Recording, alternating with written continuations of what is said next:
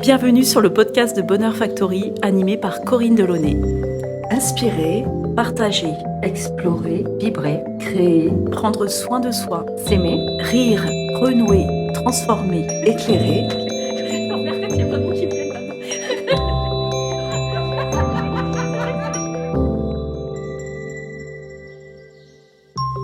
Dans cet épisode, nous vous emmenons au Canada, dans la belle province du Québec, à la rencontre de Rino Levesque, le fondateur d'Idées Éducation Entrepreneuriale. Nous allons parler d'éducation, d'entreprendre à l'école pour développer ses talents, d'une école qui assume ses prises de risques et d'élèves très épanouis.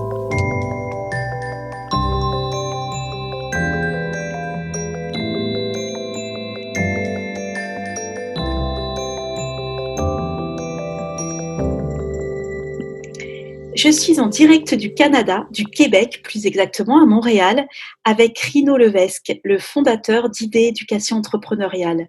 C'est une méthode qui s'applique à toutes les écoles et Rino va nous en parler beaucoup mieux que moi. Alors attention, entrepreneuriat, ça peut un peu choquer les Français, mais c'est vraiment dans l'idée qu'on entend sur le goût de créer, innover, développer les talents de chacun. Alors Rino, est-ce que tu vas bien ? Ça va très bien. Ça va bien. Merci. On est l'après-midi au Québec. Nous, on est le soir tard. Donc, je voulais savoir ton parcours. Je crois que tu as été directeur d'école. Est-ce que tu peux nous expliquer un petit peu? Oui, tout à fait. J'ai été directeur d'école, mais bien avant ça, j'ai été enseignant. Vous savez, moi, j'ai eu une formation en environnement. Je suis environnementaliste pour par la suite m'être beaucoup intéressé à la biologie marine. Donc, je suis aussi diplômé dans ce domaine. Et multidiplômé, en fait. Mais ça a été mes deux champs de passion, deux domaines très interreliés de toute façon, et qui ont été pour moi une passion et qui m'ont amené très jeune à être enseignant et très jeune aussi à être directeur d'école. À 30 ans, j'étais nommé directeur d'école de ce que nous, on appelle, c'était dans l'Ouest canadien. Donc, j'avais eu la chance de commencer ma carrière là-bas en Colombie-Britannique, sur l'île de Vancouver, sur l'océan Pacifique, quoi. Et donc, c'était vraiment un lieu absolument magnifique, surtout qu'on étudiait dans ces domaines-là. Évidemment, on était au milieu, on était là où il y avait une vie extraordinaire. Donc, voilà, ça a été des moments extraordinaires. Puis, rapidement, je deviens directeur d'école, juste un petit peu dépassé l'âge de 30 ans. Et ça m'amène à vivre des expériences et à développer en même temps un projet qui est celui dont on va parler aujourd'hui. Comment ça se fait que tu es devenu directeur d'école? Tu aurais pu continuer la recherche? Donc, c'est le hasard qui t'a amené là-bas? En fait, si je regarde, il faut reculer plus loin parce que moi, à un moment donné, à l'université, effectivement, j'aurais pu aller dans le domaine de la recherche, dans les laboratoires, ou bien encore travailler pour Pêcher Océan Canada, en particulier avec le fédéral, avec le gouvernement du Canada. Mais j'ai vu l'idée que si vraiment on veut apporter des changements, si on veut faire bouger les choses, et surtout à l'époque, il faut voir une chose là, c'est que moi quand j'ai étudié en environnement au Canada, dans la province canadienne où j'étais, la province du Nouveau-Brunswick, j'étais seulement la deuxième cohorte qui débutait un nouveau cours en environnement. Et c'était pas très populaire à l'époque. Les gens croyaient à peu de choses qui étaient dites, puis par rapport à tout ça, même si on voyait bien les dangers qui nous guettaient, on nous rassurait à aller dans les cours en nous disant, écoutez, si on continue comme ça en 2250 ou en 2150, voilà, un jour, il y aura l'augmentation de la température et puis il y aura des changements climatiques. On était rassurés à la fin du cours d'entendre dire, écoute, quand même, 2150, c'est très loin, c'est pas tout de suite. Il a fallu entendre en 1992, et là, je terminais juste avant mes études en éducation, pour entendre dire, en fait, c'est plutôt 2100 pour l'augmentation ou qu'on prévoyait à 1,5, 2 degrés. Et puis un peu plus tard, vous avez vu, maintenant, on parle de probablement, peut-être, au rythme où on voit les choses, à 4 ou 5 degrés d'augmentation, ce qui va être absolument catastrophique. Et déjà, dans les années 2040, 2045, déjà, on le sent, ces changements climatiques. Donc, pour moi, ça a été évidemment d'aller en éducation, d'étudier en éducation, parce que j'ai pensé que, surtout à ce moment-là, qu'on pourrait avoir un plus grand impact par l'éducation, puisque c'est les êtres humains qui sont la cause, faut pas l'oublier, de ces changements climatiques, de ces dérèglements de toute nature. Donc, pour moi, l'éducation, puis je rêvais aussi d'être professeur, comme on dit ici, c'est-à-dire d'être enseignant en secondaire. En secondaire, c'est l'équivalent de collège et lycée chez vous. Donc, j'ai enseigné à ces niveaux-là, ce que l'on appelait la biologie avancée, chimie avancée, ces cours-là. Et l'environnement aussi. J'étais un prof d'environnement, comme on dit. Donc, ça a été, toute ma carrière va commencer comme ça. Et ça va m'amener, et puis j'avais un rêve. C'était vraiment de faire bouger l'école, d'amener des changements, des transformations qui allaient être importantes. Très jeune, j'avais en tête une école de rêve. Et cette école de rêve-là. Voilà. Parce que tu avais ces rêves, tu étais idéaliste, mais tu avais conscience que ce qu'on nous racontait par rapport au climat et tout ça, ça te faisait peur? Enfin, tu sentais que ça allait aller plus vite? Tout à fait. D'ailleurs, les changements climatiques, ça fait assez longtemps qu'on les observe, quand même. Déjà, vous aviez votre président Chirac qui disait on est autour de, je sais plus, 2002, 2004, dans ces années-là. Et lui, il avait dit la maison en brûle. Et on regarde ailleurs. Mais ça fait déjà pratiquement 20 ans aujourd'hui. Donc, vous voyez, donc, il y a longtemps qu'on sait ces choses-là. Et au Canada, on voyait déjà des choses. Moi, évidemment, je m'informais parce que même si en étant enseignant, on s'informe, mais aussi parce que c'est un sujet qui m'intéressait beaucoup. Donc, on avait remarqué au Canada, je vous donne un exemple très simple, la glace, par exemple. Si on la prend au mois de janvier, elle a une épaisseur depuis des centaines d'années moyenne. Alors, on venait remesurer cette glace toutes les années. Par exemple, dans les dernières années, on a remarqué que l'épaisseur de la glace au mois de janvier par rapport à, par exemple, 1970-75, a diminué de 76 76 c'est absolument considérable. Donc, et puis d'ailleurs, il arrive souvent des accidents au Canada parce que, et justement, on a perdu des gens il n'y a pas trop longtemps qui étaient justement des Français d'ailleurs au Québec. Ça a fait beaucoup les nouvelles ici au Canada. C'est qu'à un moment donné, la glace était beaucoup plus épaisse et on se dit, ben oui, en janvier, il n'y a pas de danger. On peut rouler en motoneige comme on veut. Mais parfois, on a des surprises. On cale. Dans l'exemple que je prends n'est pas très bon parce que en fait, les gens où ils ont passé, c'est un endroit qui, de toute façon, il y avait un courant qui fait que le lac ne gelait pas. Habituellement, ne gelait pas. À moi qui faisait très, très, très froid, ça ne gelait pas à cet endroit-là. Mais il y a eu beaucoup de noyades à cause de ces phénomènes-là. Puis, ça a perturbé beaucoup l'écologie. On pense à l'ours polaire, par exemple, qui a de la difficulté à se nourrir en raison parce que lui, il dépend de la glace pour pouvoir attraper les phoques, par exemple. Donc, voilà. Donc, c'était quelque chose qui a été pour moi une préoccupation depuis très, très, très longtemps. Oui, ça m'inquiétait, ça me dérange. Et j'ai toujours dans mes cours abordé ces questions-là avec les jeunes, etc. Et puis ça m'amène à vouloir aller plus loin, c'est-à-dire à faire en sorte que l'école va bouger tout entière autour de cette conscience, si vous voulez, par rapport à... Et je vais vous parler tout à l'heure de conscience parce qu'il y a 3 niveaux de conscience qu'on aborde aujourd'hui. Mais et puis moi j'ai pensé que si on voulait faire vraiment bouger les choses de manière importante, il fallait une nouvelle approche pédagogique aussi, un nouveau modèle d'éducation, en se disant que oui, si l'école a eu ce rôle de vouloir éduquer, c'est-à-dire de scolariser, devrais-je dire, depuis 150, 170 ans, reste que on est aussi tombé dans une espèce de déséquilibre parce que l'école devrait aussi être préoccupée par ce que moi j'appelle l'éducation globale, que d'autres aussi utilisent ce thème-là. Alors, l'éducation globale, ça peut vouloir dire beaucoup de choses, mais l'esprit du projet qu'on a développé la développer, cette éducation globale-là, de manière particulière. Tu veux dire éducation globale, c'est vraiment ça prend en compte l'esprit, le corps, le cœur, on va dire, de remettre de l'affectif aussi dans l'école. C'est ça que tu entends par éducation globale? De remettre l'école au sein de la société aussi peut-être? La société qui bouge? Est-ce que c'est ça que tu entends par là? Oui, c'est-à-dire que si on garde l'école telle qu'elle a été conçue depuis, je le dis vraiment franchement, depuis à peu près 170 ans, cette école-là n'a pas beaucoup bougé. C'est une école qui scolarise. Hein. Alors, et puis on s'intéresse à mesurer, comme on dit, à évaluer la note en mathématiques, en français, en sciences. Bon.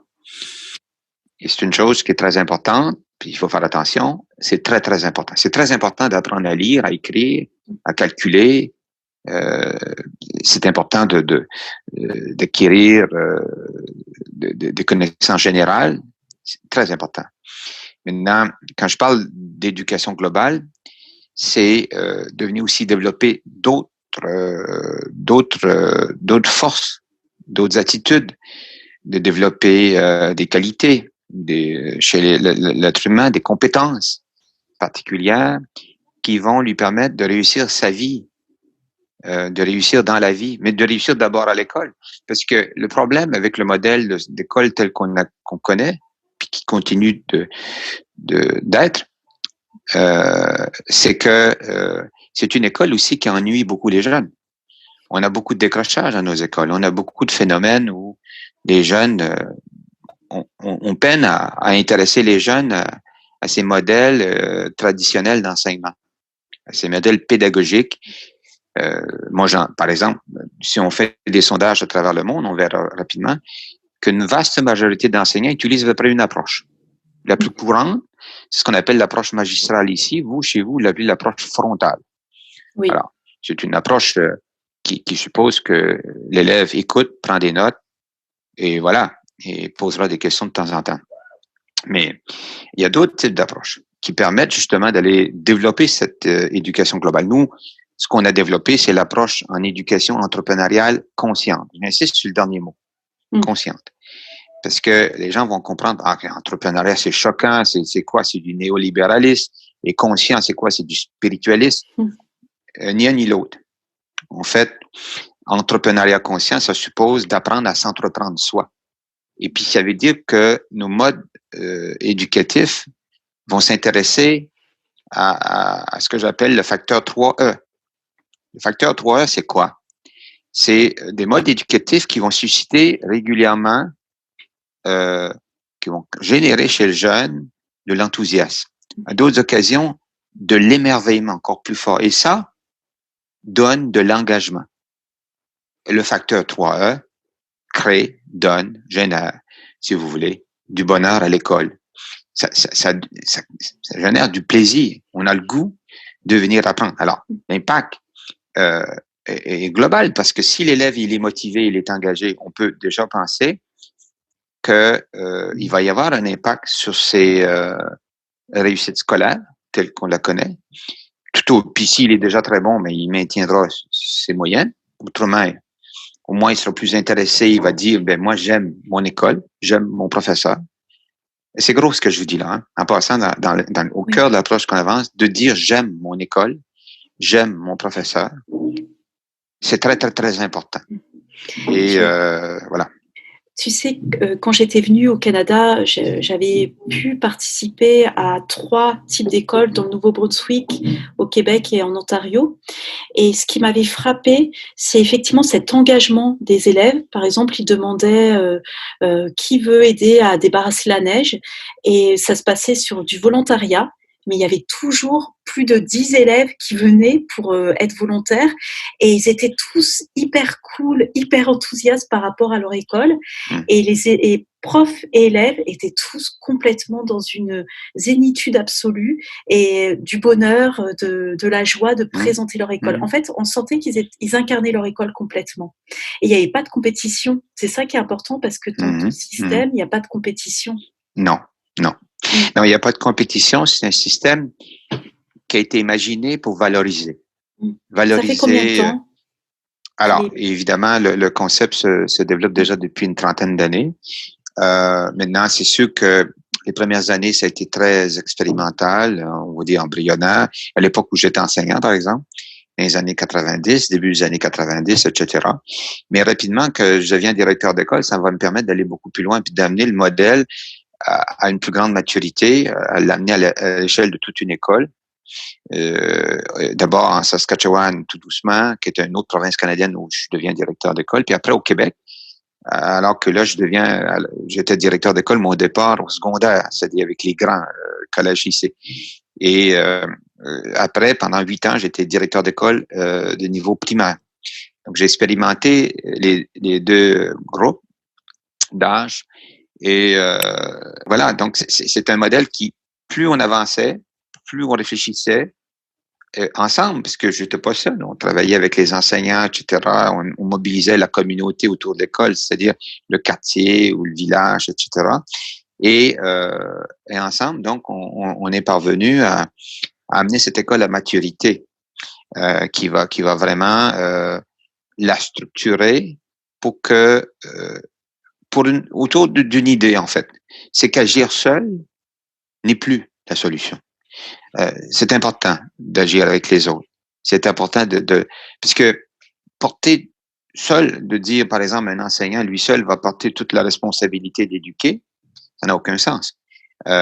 Si par contre, il y a une mobilisation, il y a une collectivité, il y a une communauté éducative, comme j'aime dire souvent, qui participe, alors là, tout devient possible. Vraiment. Et tu as modélisé justement cette pédagogie parce qu'on peut la retrouver, on peut la retrouver aussi partout dans le monde à l'heure actuelle. Donc, pas seulement au Québec ou dans les provinces, on va dire francophones, enfin, qui parlent francophone au Québec, mais aussi, je crois qu'il y en a au Maroc, tu en as en Belgique. En fait, les écoles françaises pourraient très bien se dire: «Ah bah tiens, on a envie d'acheter un des modèles d'idées entrepreneuriales ou de le prendre», et ça, tu peux venir aussi l'implanter dans les écoles françaises par module, je crois. Oui, tout à fait. Nous, actuellement, on accompagne ce développement-là. Les écoles qui veulent, c'est tout à fait volontaire, bien sûr. Déjà dans 8 pays de la francophonie, de l'Afrique centrale, l'Afrique de l'Ouest, en Afrique du Nord, en Europe, en Belgique en particulier. On est en train de réfléchir sur un truc actuellement en région de Genève. On est au Canada déjà dans trois provinces canadiennes, dans de nombreuses écoles. On est dans plus de 174 écoles. Les écoles sont de niveau primaire, les petits, secondaires, c'est des collèges-lycées. On a aussi des centres de formation professionnelle. On a l'Université Laval qui a vraiment intégré de plus en plus l'approche. Eux, ils ont modifié le mot conscient par responsable, mais c'est exactement cet esprit-là. Et d'ailleurs, tout à l'heure, on pourra en parler un peu plus de la notion du conscient parce que il faut pas laisser les gens penser que c'est spirituel. Ça n'a rien à voir. C'est vraiment... il y a 3 niveaux de conscience, en fait, sur lesquels on s'intéresse. D'abord, la conscience de soi, c'est d'apprendre à découvrir ses forces, ses talents, ses passions. Puis, c'est peut-être la conscience de soi, c'est aussi la conscience de son mode d'entrepreneuriat, de ce que je vais faire, qu'importe ce que je vais faire. Donc, la conscience de son mode, de l'impact, je dirais, de son mode d'entrepreneuriat sur soi, au départ. Puis, il y a aussi un autre niveau de conscience, on va parler de conscience communautaire, c'est-à-dire ce lien, tout ce qui est proche de soi, hein, le quartier, le village, son école, d'abord à l'intérieur de l'école, mais après, juste autour de l'école. Et plus largement, ben, on peut penser à une région, on peut penser donc, la conscience communautaire, c'est d'agir positivement par son entrepreneuriat pour avoir un effet qui va contribuer au développement durable d'une manière ou d'une autre et au bien commun. Donc, mais ça veut dire apprendre à s'entreprendre soi, apprendre à entreprendre vraiment positivement, apprendre à créer de l'innovation, si vous voulez, de façon consciente, responsable et autonome. Et être capable de le faire en équipe. Voilà. J'avais un exemple parce que j'avais visité l'école Saint-Clair au Nouveau-Brunswick et il y avait un jeune homme qui était là et qui s'est pris passion de démonter des ordinateurs parce que pour lui, il voulait savoir comment ça fonctionnait et du coup, il réparait tous les ordinateurs de la communauté autour, les gens qui avaient besoin, qui avaient un problème avec leur ordinateur et il s'occupait de ça. Donc, le gamin, il devait avoir 13-14 ans et il s'était mis en tête ça. Donc, il avait démonté les ordinateurs, il avait repéré comment les réparer et il pouvait réparer, c'était comme un repair café en fait, et réparer de la communauté. Donc ça, c'est un exemple qui est vraiment concret et qui est enthousiasmant, je dirais. Oui, qui est courant dans nos écoles, parce que ce qu'on fait, c'est que la pédagogie elle-même euh, donne l'opportunité aux jeunes de vivre ce qu'on appelle des petites activités ou projets, ou même on appelle ça des micro-entreprises pédagogiques en entrepreneuriat conscient. Ce qui veut dire que c'est un projet. Le jeune peut être seul, mais habituellement, ils sont en groupe dans un projet. Et c'est un projet qui va rendre un service, qui peut être communautaire pour l'école ou qui peut être autour de l'école pour le quartier, si on est ou le village. À d'autres occasions, vous avez l'exemple de l'informatique, parce que c'est quelque chose dans lequel il y a eu, par exemple, des petites brigades informatiques qui jouaient au soutien informatique, qui d'un coup, elle a dépanné les enseignants. Ils avaient 10 ou 11 ans. Dans une autre, c'est un entrepreneuriat qui conscientise à la justice universelle, par exemple. Voilà que dans cette école, il y a une maman qui arrive avec ses 3 petits-enfants. La famille est mexicaine. Et puis, là où elle travaillait dans des endroits où vraiment ils produisent le café, quoi.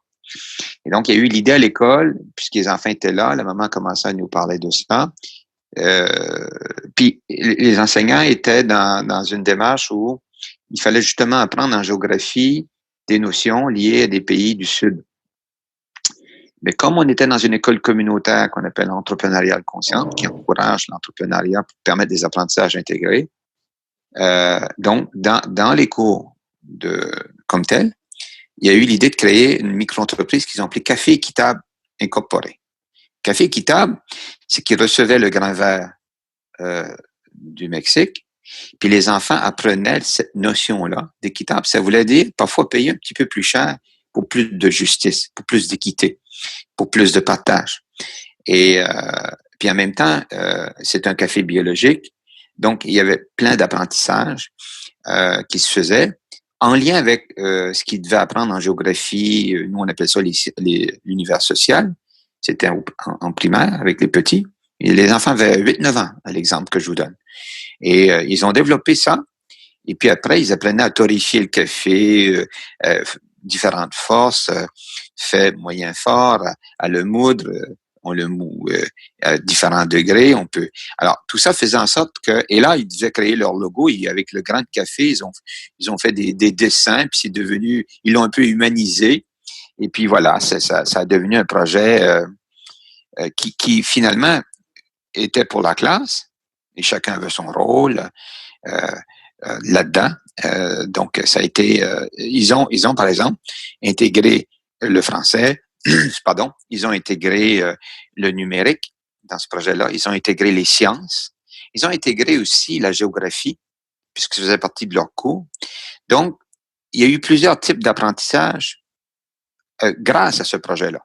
Mais en plus, et surtout, quand on parle d'éducation globale, vous voyez tout de suite qu'on est sorti des champs habituels d'études, ce que nous on appelle des programmes d'études. Chez vous, vous parlez de cursus scolaire, habituellement. Bon, pour apprendre autre chose et davantage. Et d'amener cette conscience universelle de justice sociale, d'équité.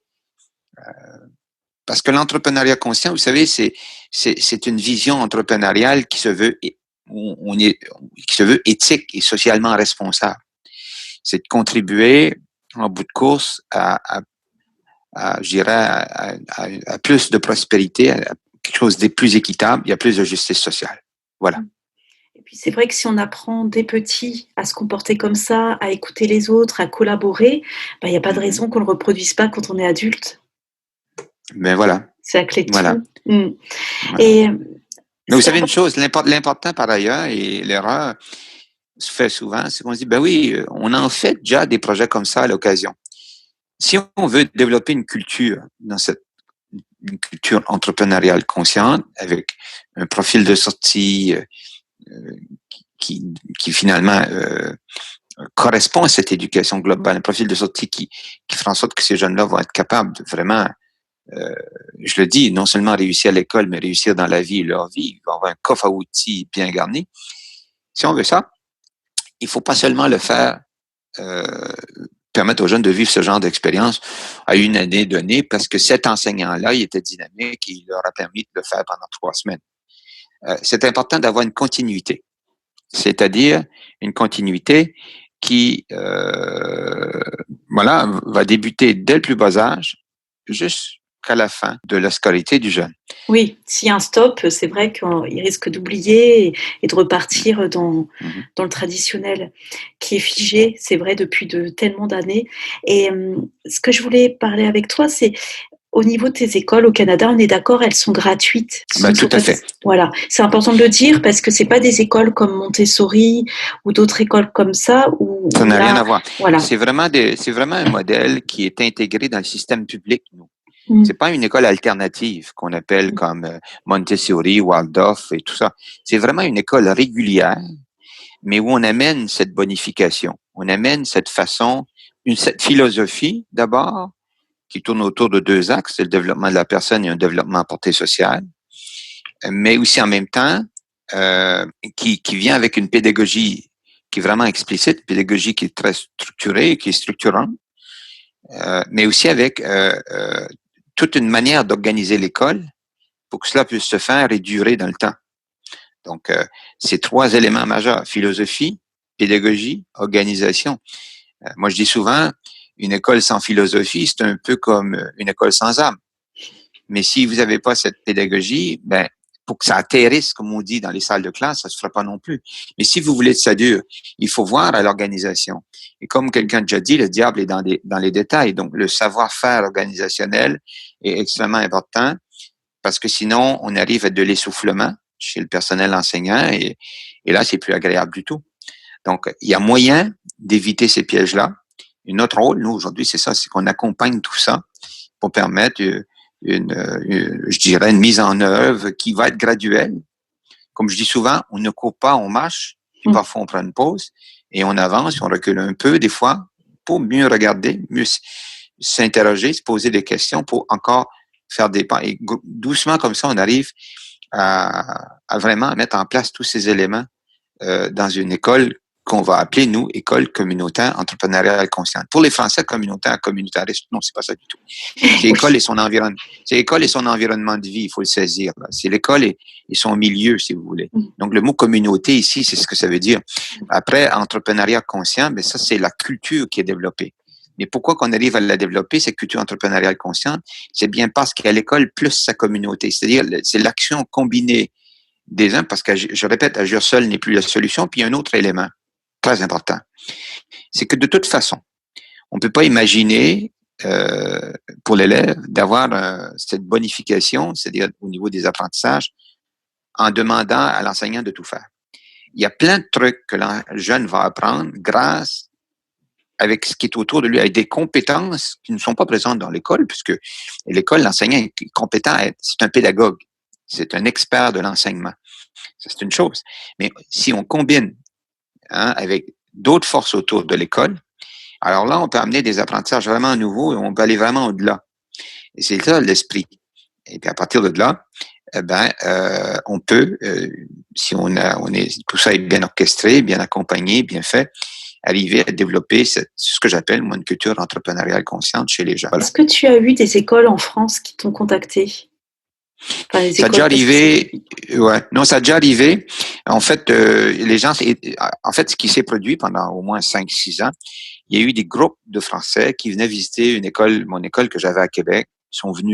Les Français sont venus vraiment souvent en étant complètement, en disant waouh, on voudrait ça en France.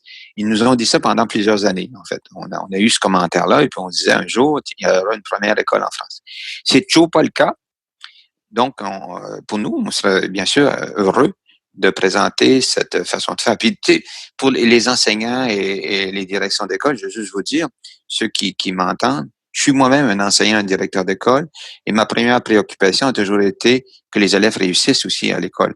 On pouvait pas, par exemple, proposer un projet comme ça en disant, oui, bon, on va sacrifier un peu les moyennes scolaires.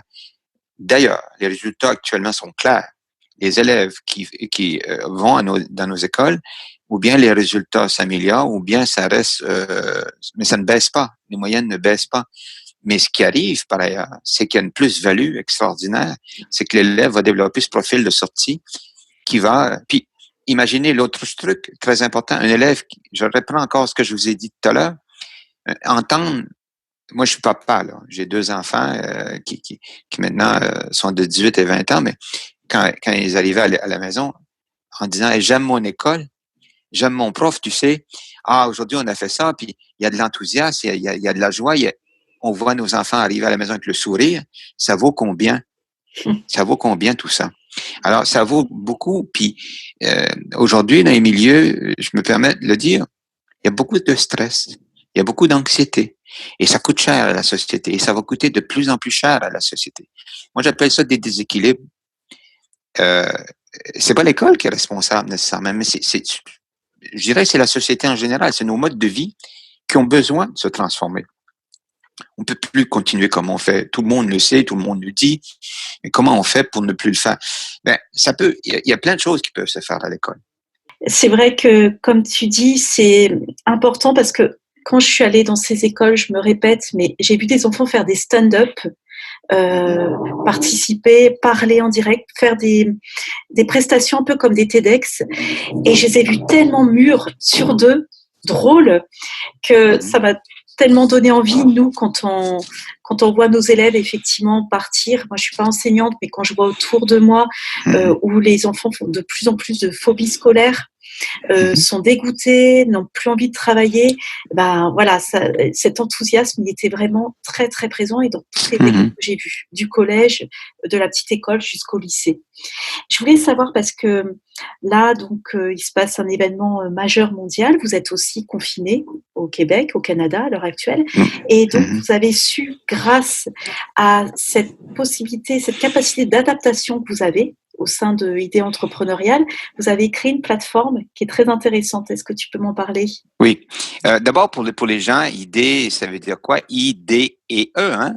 I-D-E, ça avait commencé comme ça. Le mot I avait pour signification innovation. D, développement durable. Et, éducation. E, entrepreneurial. Et puis moi, aujourd'hui, j'arrive même plus à prononcer le mot entrepreneuriat sans mettre le mot conscient après. Je trouve que c'est ce qu'il y a de plus important. Oui. Maintenant, oui, puis là, je le dis parce que vous me posez une question très importante. On vient de lancer un projet majeur, ça s'appelle J'ai une idée. C'est pour les jeunes s'entreprendre, hein, le soi, et s'engager à la maison pour soi, sa famille et son entourage.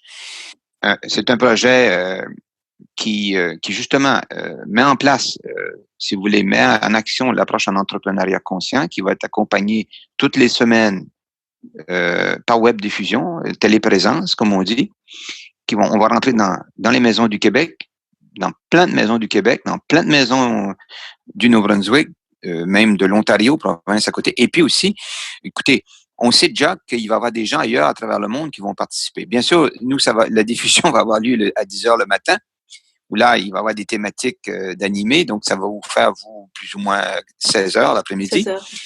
Et, mais dans l'exemple que je vous donne, c'est qu'il va y avoir une thématique entrepreneuriale consciente. Alors, chaque thématique entrepreneuriale consciente va être associée à l'une ou l'autre des 5 orientations suivantes.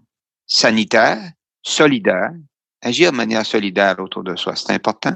Hein? Ça peut être dans comment aider sa grand-mère, par exemple. Oui, sa grand-mère, sa maman, son petit frère, sa petite sœur. Donc, cette notion-là. Responsable aussi. Hein, c'est le troisième volet. Communautaire. Je vous l'ai expliqué tout à l'heure ce que ça suppose ici. Donc, c'est l'entourage plus large, peut-être. Et puis, écologique, bien entendu. je pense que la COVID-19, c'est une chose, hein. Là, je vous parle un peu peut-être comme biologiste, mais en même temps, je vous dire quelque chose qui est vraiment ce que je pense, c'est que qu'on garde toute la pression, tout le stress mis sur le vivant depuis des années, toutes les perturbations qu'on crée, je veux dire, on met en danger carrément la vie sur Terre. De plus en plus, on détruit des écosystèmes en pensant, ben ça, c'est celui là-bas, c'est pas le mien, c'est peut-être moins grave. En vérité, il n'y a qu'un seul écosystème, c'est la biosphère. Et tout est lié, tout est interrelié. Et je dirais que tout est en interdépendance.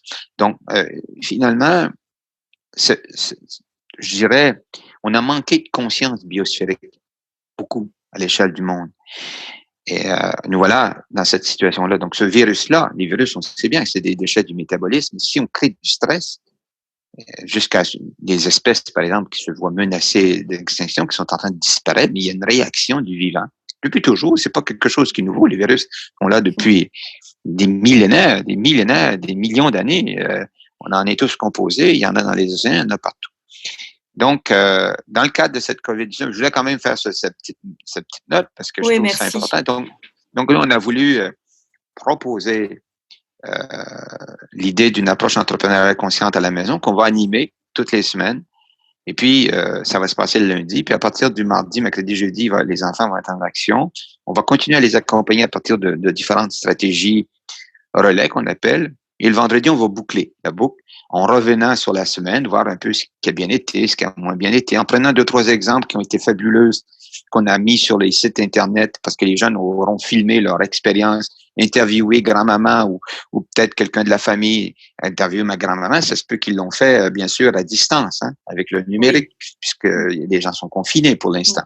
Ça ne durera pas tout le temps, mais on en a encore peut-être au Québec. En tous les cas, on en a jusqu'au 4 mai de ce qu'on comprend.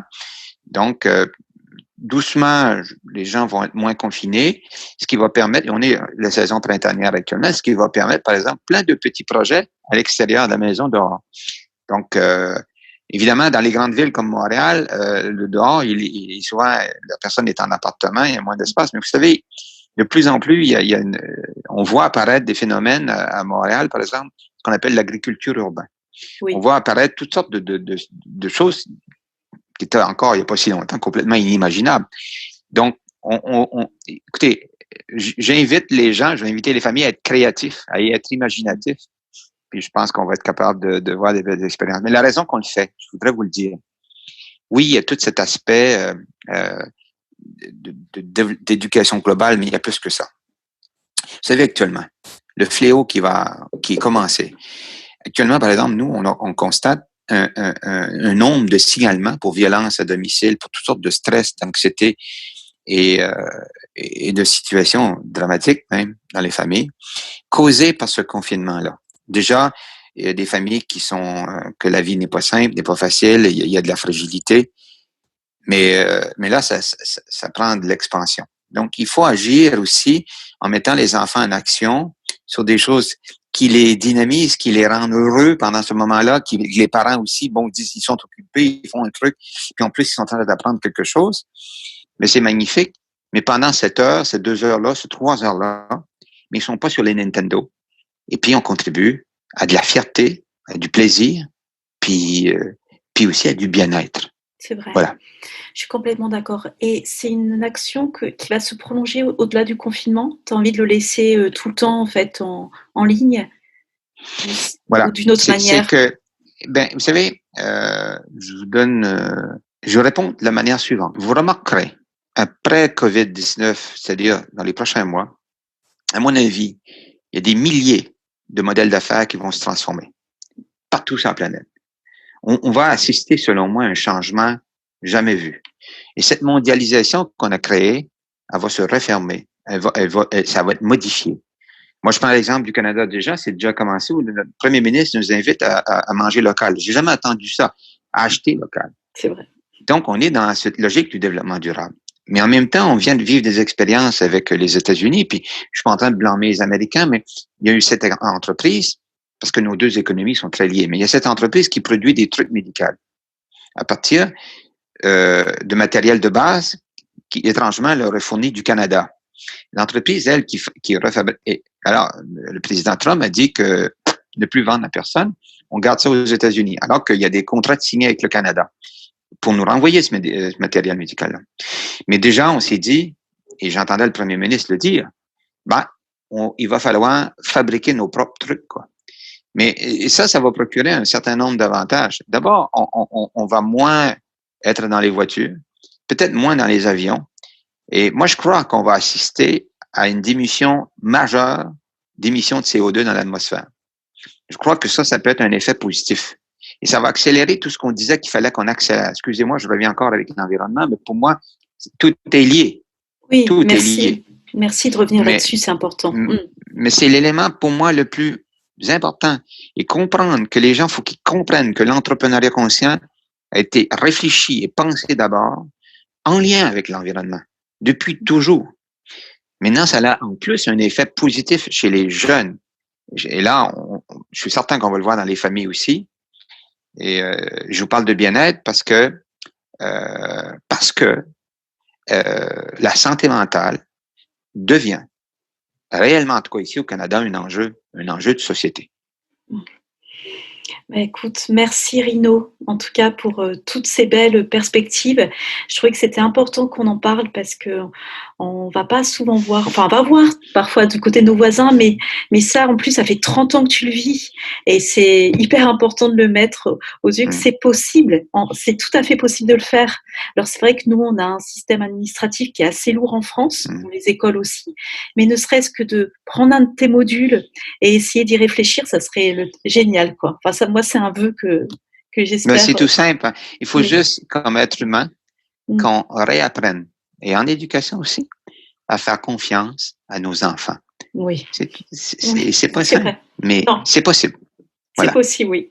En tout cas, merci infiniment, Rino. Et je mettrai de toute façon dans tous les liens pour accéder, aller voir justement la plateforme et puis ton idée éducation entrepreneuriale consciente. Et bienvenue à toutes les familles de France. Oui. On serait heureux de leur offrir ces choses-là, bien sûr. Bon, bien modestement. Hein. Et puis d'avance, ils vont entendre évidemment cet accent canadien particulier. Oui. Ça fait voyager, c'est bien. Voilà, merci. Pour en savoir plus sur Idée Éducation Entrepreneuriale, vous pouvez les suivre sur leur page Facebook Idée Éducation Entrepreneuriale ou bien sur leur site internet www.idée.education. Bonheur Factory est un créateur de moments optimistes et inspirants par le partage de la connaissance et des expériences. Nous essaimons nos messages sous différentes formes, conférences, café des éclaireurs, chaîne YouTube et podcast.